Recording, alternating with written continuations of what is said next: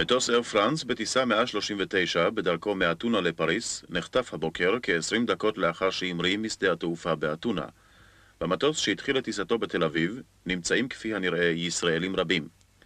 ועדת החוץ והביטחון של הכנסת מתכנסת ברגעים אלה לישיבת חירום מיוחדת עם ראש הממשלה. עדיין אין כל פרטים על כיוון טיסתו של המטוס החטוף ועל טביעותיהם של החוטפים. It started June 28, 1976, when Air France plane was hijacked. It took off from Ben Gurion, landed in Athens, and at first three terrorists took over the plane and hijacked. Eu estudava final do colegial em Israel, junto com um amigo meu, Jacques Stern, e nós estávamos voltando para as férias de verão. Saímos de Tel Aviv e o avião tinha uma escala em Atenas. Nós estávamos indo para Paris e de Paris iam pegar um outro avião para São Paulo. Ficamos 1 hora na escala em Atenas. No final da escala subiram 10 passageiros. Tinha um casal de alemães sentados na primeira classe. Eles faziam parte de um grupo terrorista Baden-Meinhof, alemão, e 2 árabes sentavam na parte de trás do avião. Logo que o avião decolou, a senhora alemã abriu uma garrafa de champanhe, espirrou espuma por todo lado, e nesse instante o alemão conseguiu entrar na cabine do piloto. E depois que o alemão conseguiu dominar o piloto, a alemã começou a gritar alto, berrando, que era o sinal para que os 2 árabes que estavam na parte de trás do avião corressem para a parte da frente e dominassem o avião. Nesse momento aconteceu um episódio interessante. Eles pediram para recolher todos os documentos que se encontravam conosco. Nessa hora, o Rabino Shammah percebeu que ele estava com a carteira dele da Guarda Civil de Israel. Mas nessa carteirinha estava escrito Shoter, é uma carteirinha da polícia. Peguei de novo a carteirinha debaixo do assento, tirei o plástico e mastigamos ele, bem mastigados, até que ele já perdeu todo o conteúdo e jogamos fora. Não foi muito gostoso, mas eu me senti aliviado. Quando nós chegamos em Entebbe, quando nós fomos descer a escada do avião, nós percebemos que dos 2 lados da escada tinham soldados ugandenses com metralhadora. E nós fomos da escada direto para o prédio que era o terminal velho do aeroporto. E era um salão. E nós entramos no salão e, para nossa surpresa, lá em Uganda estavam 6 terroristas mais esperando. Terroristas avisaram que se até domingo de manhã não liberassem 31 terroristas que estavam nas prisões de Israel, eles iam começar a matar um refém por hora. Eram 330 pessoas, mais ou menos, passageiros do avião. Ficamos num terminal militar, quase sem cadeiras. Alguns velhos tinham alguns bancos para sentar, a maioria das pessoas deitados no chão. E domingo de tarde apareceu o ditador Idi Amin Dada, 2,10 metros de altura, fortão, com algumas mulheres, algumas dezenas de filhos acompanhando, dizendo que nós somos hóspedes dele e que ele vai cuidar do nosso bem-estar, mas que a culpa de tudo era do governo de Israel, que não estava cooperando com os pedidos dos terroristas. When the terrorists started negotiating with the government of Israel, asking to release 53 prisoners, terrorist prisoners here in Israel, and to fly them to Europe, my soldiers, the surgeons, said, Commander, said to me, take us to Entebbe. We'll kill them and bring back the hostages. That was, on Sunday when it all started. I'm speaking about the spirit of the soldiers at my unit. At the first moment, they said, take us to Entebbe. We'll do the mission. למעשה היינו חיילים מאוד מאומנים, לא היינו צריכים לתרגל את תרגול החיילות. בסך הכל למבצע הזה היה לנו 24 שעות להתכונן, מהרגע שקיבלנו פקודת התראה שהייתה ביום שישי בבוקר, ויצאנו לדרך כבר בשבת בבוקר התחלנו לצאת לכיוון המבצע. Ninguém podia imaginar qualquer saída. A única solução era Israel abrir mão do seu princípio e liberar aqueles terroristas. We don't have any military solution. It has to be solved on the political side first. Logicamente, o governo se preparou para a operação, para uma opção militar, mas era impossível, era inimaginável. Eu me lembro quando estava lá em Entebbe, olhando em volta do terminal militar onde nós estávamos, tinha mais de 300, 400 soldados ugandeses, todos eles com metralhadoras. Era impossível se aproximar daquele lugar e conseguir liberar os reféns. I lived with my parents. I was bachelor, I lived with my parents. And the moment I opened the door, my mom saying, my dear son, you're going to fly to Entebbe. And I said, what are you speaking, Mom? She said, believe me, I'm your mother. I know what's going on. I said, what happened? Why you say? She showed me a list of names. At that time was no cellular. She said, you see all these names? They were calling a telephone call. The telephone is crazy. Sit down near the telephone, answer the people, but I know. So I did some telephone calls, then I got order, first order. Take all your unit, bring the unit to abandoned airfield in center of Israel. 8 a.m., we got formal order from Dan Shomon, Brigadier General Dan Shomon, with all the units, the unit of Yoni Netanyahu, Sayeret Matkal, my unit, Golani, paratroopers, Matan Vilnai, all of us were gathered, got a formal order. And in this order, every unit got its own mission. במבצע הזה הוא מבצע שהיו הרבה חיילים. בחלק של הטרמינל, שהוא החלק שאנחנו השתתפנו בו, היו 35 חיילים, שבעצם היו אמורים להשתלט על הטרמינל ולחלץ את בני ערובה. My mission was to land first, with first Hercules to land first, mark the runway for the rest 3 Hercules to take over the new control tower.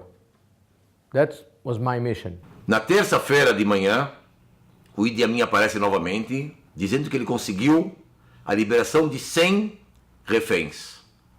Como uma amostra humanitária, vamos dizer, entre aspas. E um dos terroristas árabes, que estava lá no local, começou a fazer uma lista das pessoas que provavelmente iriam sair naquela terça-feira. Geralmente velhos, crianças, senhoras mais frágeis. Nós éramos jovens, 16 anos, e começamos a conversar com esse terrorista. Ele perguntou, de onde vocês são? Respondendo, do Brasil. Ah, do Brasil? Eu vivo no Brasil. Eu vivi lá há mais de 20 anos. Na quinta-feira, novamente o Idi Amin chegou lá e avisou que mais 100 reféns iam ser liberados naquele dia. Proporam para a tripulação serem liberados nessa quinta-feira, mas eu me lembro que o capitão, após ser chamado com a tripulação, ele voltou e disse, olha, até que o último dos passageiros não seja liberado, eu não vou sair daqui. Todo mundo bateu palmas alto, e aí começaram de novo a fazerem as listas. Quem são os próximos 100 que serão liberados na quinta-feira? De novo, fomos procurar o corintiano, terrorista. De novo começamos a tentar entrar nessa lista que seria liberado naquela quinta-feira. E de tarde começaram a chamar os nomes. E fomos chamados, eu e o Rafi, o 8º e o 9º na lista. E nós estávamos, puxa vida, a gente estava tão feliz que a gente ia poder sair. Cada passageiro que saía era revistado, a mala de mão, interrogado. Quando ele estava chegando perto, veio esse terrorista árabe que me colocou no lado com os israelenses. Ele me fala, olha, vocês dois voltam. A gente já estava um pouquinho mais calmo, de repente a tensão sobe de novo. Aí nessa hora eu falei pro Jaque, se um de nós dois formos chamados, nós vamos dois juntos. E pelas nossas contas, já tinham liberado 96, 97, 98. A gente esperava que os dois iam ser chamados e em 99 nós estávamos lá dentro.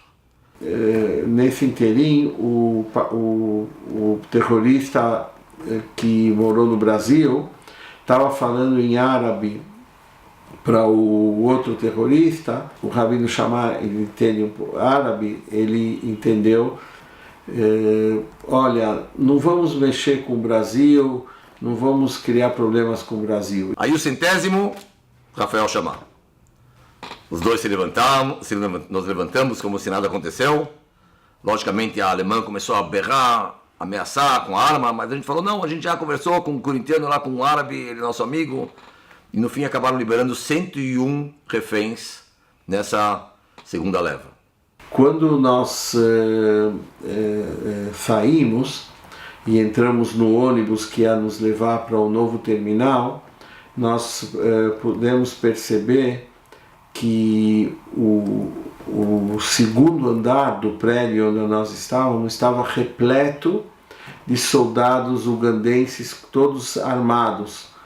Depois, em volta do prédio, também soldados ugandenses cercando todo o prédio com fuzis. E também dentro do salão onde nós nos encontrávamos, tinham 10 terroristas. Então vocês podem imaginar a dificuldade que seria para poder fazer uma operação de resgate num local tão cheio de perigos. As human beings, you always feel, but we are very mission-oriented. What does it mean, mission-oriented? You need to study everything. You need to study, you need to prepare yourself mentally. You need to prepare your unit, to prepare your soldiers, how to fight together, not to identify your soldiers. First of all, I need to decide how many soldiers I take for the mission, not the 100. I take about 30. I took only 30.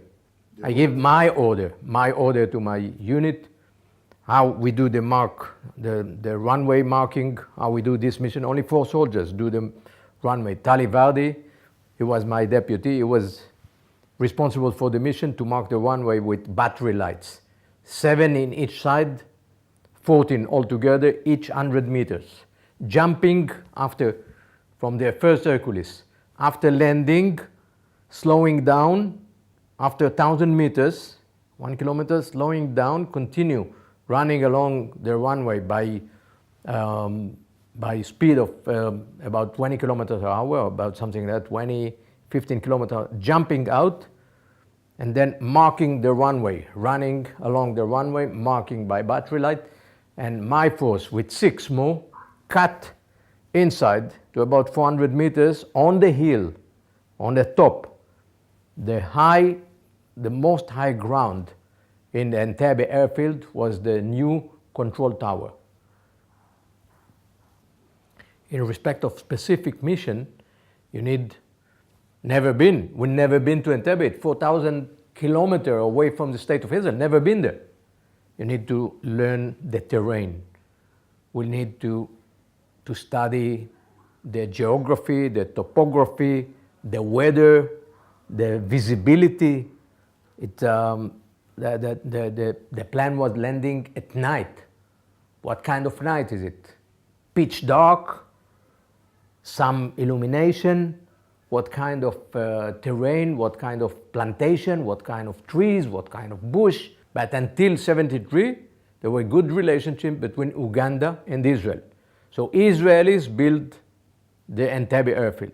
We got the sketch, we got the plan, we got the design, number one. Number two, on Wednesday, 4 days before the operation, the terrorists decided to release the non-Jews and send them back to Paris. So we sent to Paris a few people from Mossad, from Netanyahu unit, and they interrogated. And then we got, only Wednesday, that week, only Wednesday, we got the information about how the guards, what is the procedure of the terrorist guards, where the hostages are kept. We know that there is a hole, the old terminal, all the hostages, about 100 hostages, there were 105. 105 hostages, they are kept in a hole, sized like a basketball hole, sitting on the floor. At the corner, there are guards, terrorists, 4, and another 3 on second floor of that building. אנחנו למעשה לא ממש ידענו מהמחבלים. ההוראה שלנו הייתה שכל מי שיש לו נשק הוא מחבל וצריך לירות בו. A day before the operation, Friday, July 2nd, one of our agents, Mossad agent, with Cessna light airplane, landed, supposedly mistaken, landed in Entebbe. שהוא שכר מטוס בניירובי, בקניה, וטס, רצה לנחות באוגנדה, באנטבה, בכדי לצלם ולראות שבאמת האנשים נמצאים במקום. וכשהוא בא לנחות, אמרו לו, אתה לא יכול לנחות, השדה סגור. הוא אמר, יש לי תקלה באווירון, אני חייב לנחות. אמרו לו, אבל אתה לא יכול. אז הוא אמר, בסדר, ונחת. ואז איש מוסד מאוד נחמד, קיבלו אותו מאוד יפה, והוא הלך לדבר עם האנשים, והם סיפרו לו מה קורה, והוא בינתיים צילם עם מצלמת לייקה. We took off with 4 Hercules, 11 a.m., Saturday, July 3rd. We took off to Sharm el-Sheikh without these pictures. We landed in Sharm el-Sheikh after about 1 hour and a half for last briefing, what we call pep talk and complementary information. And then we got also Ugandan uniform, blackened faces, last preparation, we call last preparation. לא יודעים מה לעשות, איך זה, שלחו מישראל מטוס בוינג שנחת בניירובי, לקח את הסרט, חזר איתו לתל אביב, לקחו אותו ליחידה של הטכנולוגית של המודיעין, ואז כשהביאו ליצחק רבין, ראש הממשלה, את התמונות ואמרו לו, יש בני ערובה עוד שם, אז הוא אישר את המבצע. בלי זה הוא לא היה מוכן לאשר את המבצע. Last pep talk with Brigadier General Dan Shomron, the commander of the whole operation. And then we got the pictures. These pictures just 24 hours earlier were done by one Mossad agent. One anecdote before getting to the last part of the flight from Sharm el-Sheikh to Entebbe. We landed in Sharm el-Sheikh. Now the flight to Sharm el-Sheikh was at low altitude in order to avoid the radar of the Egyptian, the Jordanian, the Saudis. So it was low altitude and it was very bumpy. bumpy and jumpy. Very many soldiers vomited. But in my Hercules, inside the plane was one Mercedes and two Jeep, Land Rovers. Now the Mercedes was hauled on the rear ramp of the Hercules, the ramp, the back door. המרצדס הגיע מרצדס לבנה, אמרו אפריקה צריך מרצדס שחור, לקחו ספרי, צבעו את המרצדס בשחור. בסוף הסתבר שבכלל לאידי אמין היה מרצדס לבנה, אבל אנחנו באפריקה זה ברור שזה צריך להיות שחור, אז שמו שחור. And during this flight, the low altitude flight, it bumped. And I was resting below the Mercedes. And then I started seeing there is leak of gasoline because of the bump. The bump hit the ramp, and suddenly gasoline started tipping outside. And I said, Yoni was the commander of Sayeret Matkal. Yoni, there's leakage of gasoline. So we stamped it with chewing gum. Just chewing gum, that's all. Okay, we did the last preparation, then we took off to Entebbe. We had about 7 hours flight, something like that. And most of the flight, most of the soldiers were sleeping, resting. Some soldiers took pills in order to relax. Well, there is a habit to take pills for relaxation, for sleeping. But this time for us was just time to rest. באמת המעניין במבצע, החיילים היו מאוד עייפים במטוס, כמעט כולם ישנו. כשאנחנו המראנו, עוד לא היה אישור של הממשלה שיש מבצע. אמרו, אוקיי, אפשר לטוס 3 שעות, ואם הממשלה לא תחליט, חוזרים. אנחנו לא ידענו מה החליטה הממשלה, ישנו. ופתאום נדלק האור האדום במטוס, ואומרים 20 דקות לנחיתה. ואז באמת כולם פתאום מבינים שהנה זה קורה, יש. And we were on the floor, most of us, some inside the vehicles, the Mercedes and the Jeeps, some inside. 35 soldiers of Sayeret Matkal with Yoni, 35, 10 my soldiers, this airplane, and the commanders. אבל אולי יותר חשוב, לפני שעלינו להרקולס, באו אליי החיילים ואמרו לי, אתה יודע, זה one way ticket. איך אנחנו חוזרים? והצוות שלי במלון סבוי נהרג אחד החיילים. איתמר בן דוד, כפר יחזקאל, נהרג בחילוץ בני ערובה. והחיילים שלי בהחלט ידעו שאפשר גם לא לחזור. מה שראית בסרט, שהוא כותב שידענו שחלק מאיתנו לא יחזרו. One point which is very important. The international procedure of airports in the world, keeping lights all the night. Coming with the first Hercules, don't ask permission, just land. And at that time, our Hercules, our Air Force couldn't land without light along the runway. So we estimated that landing without asking permission will cause the soldiers, the people who operate the control tower, to switch off everything. And that's what happened. So we landed running slowly after the 1 kilometer. We jumped, me and my soldier 10 jumped outside, starting marking the runway. But what I just said happened. After about 1 minute, they understood there was landing without permission. So they switch off everything. And then pitch dark, no lights at all. So we started running along the runway, 4 soldiers, putting 2 from each side, marking the runway, and 6 with me get inside. Climbing, there was a cliff, climbing with a rope and getting closer to the control tower. And then he saw the 4 guards before. So he shoot the 4 guards and I get inside. Our assessment was the Ugandan soldiers, most of them have no operational rifle because Idi Amin was afraid, the president of Uganda, he was afraid from a kind of revolution. So most of the rifles were not operational. They had their rifle with no cock. So, and we knew because the Israelis trained the Ugandan soldiers. So we knew the procedure. After jumping out from the first Hercules, the Hercules continued running more 2 kilometers, disembarked the Mercedes and 2 jeeps with 35 soldiers commanded by Yoni Netanyahu. They started moving along the bridge between the old runway and the new runway.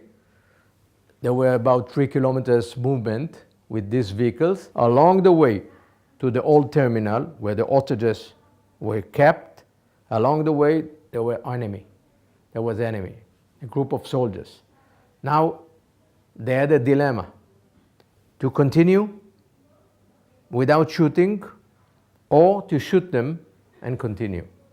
Yoni decided to shoot them. בני ערובה כשבאנו הם כולם היו על הרצפה, הם שכבו על מזרונים, לא כולם לבושים, הם מחוצים חלק בסמיכות, והם היו בשוק, בהלם מוחלט. אנחנו כשנכנסנו צעקנו לכולם להישאר על הרצפה, להישאר שכובים, לא לקום. הם לא ידעו מה קורה, היו יריות, גם המחבלים לא ידעו מה קורה. זאת אומרת, הם לא האמינו שיבואו יהודים מישראל, מרחק 4,000 קילומטר, לאוגנדה. כשהגענו, לפי מה שסיפרו לנו, המחבלים הגרמנים שהיו שם שאלו אחד את השני מה קורה, אז הם אמרו, האוגנדים השתגעו, והם התחילו לירות באוויר. מה שהיה זה לא שהם ירו באוויר, אנחנו ירינו על האוגנדים. וכשנכנסנו, שני האוגנדים היו, שני הגרמנים שהיו בכניסה, אלה שאחר כך כיוונו על אמיר, הם למעשה ישבו על כיסא עם הנשק ביד ובכניסה. הם לא חיכו לנו, הייתה הפתעה, למרות שבתדריך אמרו אנחנו לא יורים אף ירייה עד שנכנסים לתוך האולם. ומה שלא הצליח כי עמדו חיילים בחוץ ובסוף ירינו בהם והפעלנו, זה נעשה רועש ומהיר לפני הזמן. They arrived at the old terminal, the terrorists were surprised. They jumped from the one Mercedes and 2 Land Rover, penetrated from all sides, penetrated to the building, killed the 4 terrorists at the bottom and then more 3 terrorists at the second floor. Yoni on the run from the Mercedes to the hall of the old terminal in the middle of the distance was shot from the old control tower. I was at the new control tower, which is about 3 kilometers from this place. And he was shot from the old control tower by Ugandan soldier. Maybe sniper, maybe not. We don't know for sure. However, some of our soldiers shoot toward the soldiers, but most of the soldiers continue inside, kill the terrorist. It took about 1 minute. In 1 minute, the 7 terrorists and about 15 guards, Ugandan guards, were killed. In 1 minute, the operation was over. And that was all. These forces arrived with the first Hercules. Some of the assessments said Idi Amin will send reinforcement, more soldiers, 100, 300, whatever. So we need to block the road. They need to block the road and avoid any reinforcement from the town arriving to the site, to the operation. Along the way, they decided to destroy the MiG. There were MiG-21, and they decided along them, Omer Bar-Lev decided to shoot them, and they shot and they spray all over, destroy the MiG of the Ugandan Air Force. And then, after blocking the area, preparing to avoid any reinforcement of Ugandan, Number 4 Hercules got the permission when everything was secure and protected at the site of the old terminal, when the 105 hostages were kept, when everything was ready to bring number 4 Hercules, which was with the medical team and the reserve force. Reserve force was Golani Reconnaissance Unit, commanded by Uri Sagi. At that time was the Golani Brigade commander, Uri Sagi. Also Efi Eitam, commander of Golani Reconnaissance. They arrived, and Gabi Ophir, they arrived to the old terminal. All the hostages were put in, enveloped by Golani soldiers, and they got the permission to take off first. Last in, first out. Leave for number 4. It was last in, first out. The Entebbe operation is one of the greatest in the modern history of military operation. It's an operation that right now placed in the pantheon of one of the biggest operations ever in the modern history. You know, it's about courage, it's about creativity, it's about initiative, it's about the spirit, it's about the commitment. Yes, the chutzpah, of course, flying 4,000 kilometers away, saving the Israelis, surprising the terrorists. You know, the terrorists 4,000 kilometers away from the state of Israel, they were sure no one will reach them. No one will have the power to fly and get them and kill them. We take risks because this is the only Jewish state in the world. There's no other state. There's no other Jewish state. We are surrounded by enemies. Even now, many around Israel would like to wipe out the state of Israel. And the state of Israel need to continue, survive, and prevail in every battle. For prevail in the Middle East, you need not one time, many times. You need to take risk. But you need the spirit of soldiers to protect the only one Jewish state in the world. You need to be ready every single minute to fight for this country, to save other people, every minute in your life. As a commando, as a soldier, we pay high toll. Losing Yoni Netanyahu, our friend, we knew we paid high toll, but in many operations we paid high toll. We paid high toll. My parent generation, as I said, 6,000. In every battle, in every war, in every operation, not in every operation, many operations, we lose people. Yeah, you need to be ready. You need to be ready.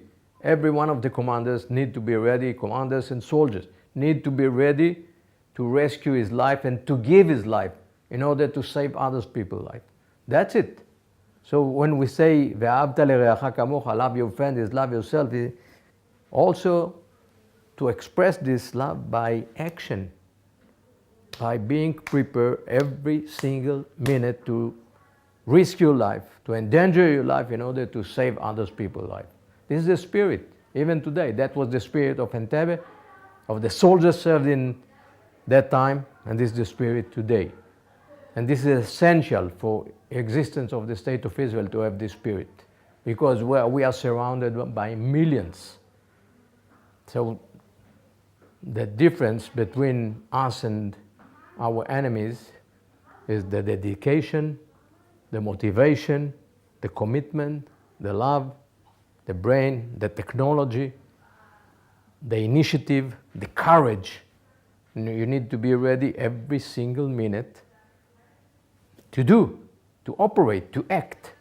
אני חושב שבישראל הייתה החלטה עקרונית שלא מוותרים למחבלים, כי כל ויתור למחבלים הוא יהיה מאוד יקר. זאת אומרת, ברגע שהם יבינו שאנחנו מוותרים, זאת תהיה שיטה לחטוף בני ערובה ולהשיג מה שהם רוצים. אף פעם לא ויתרו למחבלים, תמיד אמרו, מחבלים אנחנו בכל מקרה לא תצאו מזה בחיים. ולאורך שנים, כך זאת הייתה המדיניות של מדינת ישראל, כשכמובן במבצע אנטבה הייתה בעיה רצינית, כי כאילו לא היה פתרון, בהתחלה לא היה מודיעין, ואחר כך אמרו אנטבה זה 4,000 קילומטר, איך נגיע?